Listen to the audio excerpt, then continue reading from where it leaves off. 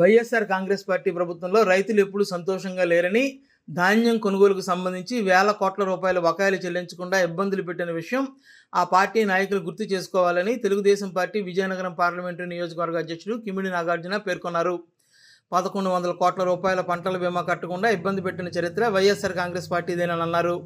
అశోక్ బంగ్లాలో ఏర్పాటు చేసిన మీడియా సమావేశంలో మాట్లాడుతూ ప్రజాగ్రహానికి గురై కనీసం ప్రతిపక్ష హోదా కూడా లేని పార్టీ నాయకులు నీచ రాజకీయాలు మానుకోవాలని సూచించారు. ఈ సమావేశంలో తెలుగుదేశం పార్టీ నాయకులు ఐవీపీ రాజు, ప్రసాదుల వరప్రసాద్ తదితరులు పాల్గొన్నారు. అయ్యా వైకాపా నాయకులారా, నేను మీకు సూటిగా ఒకటి ప్రశ్నిస్తున్నాను. మీ హయాంలో రైతులు ఎక్కడైనా సంతోషంగా ఉన్నారా? ధాన్యం కొనుగోలు చేసిన తర్వాత 15 రోజులకి తక్కువగా ఏ రోజైనా మీరు డబ్బులు ఇచ్చారా? వందల వేల కోట్లు బకాయిలన్నీ కూడా మీరు 3-4 నెలలకు కానీ ఇచ్చిన పరిస్థితులు లేవు. మీరు అధికారంలో ఉన్నప్పుడు పండగలు కూడా రైతులు సరిగ్గా చేసుకోలేని పరిస్థితి.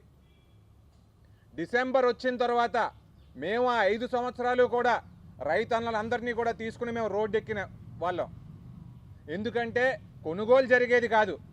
కొనుగోలు జరిగినా వైకాపా మద్దతుదారులైనటువంటి రైతుల దగ్గర నుంచే ఆ కొనుగోలు అనేది జరిగేది. టీడీపీ పార్టీ వాళ్ళు ఎవరైనా ఉన్నారంటే, న్యూట్రల్స్ ఎవరైనా ఉన్నారంటే వాళ్ళ దగ్గర కనీసం కొనుగోలు జరిగేది కాదు.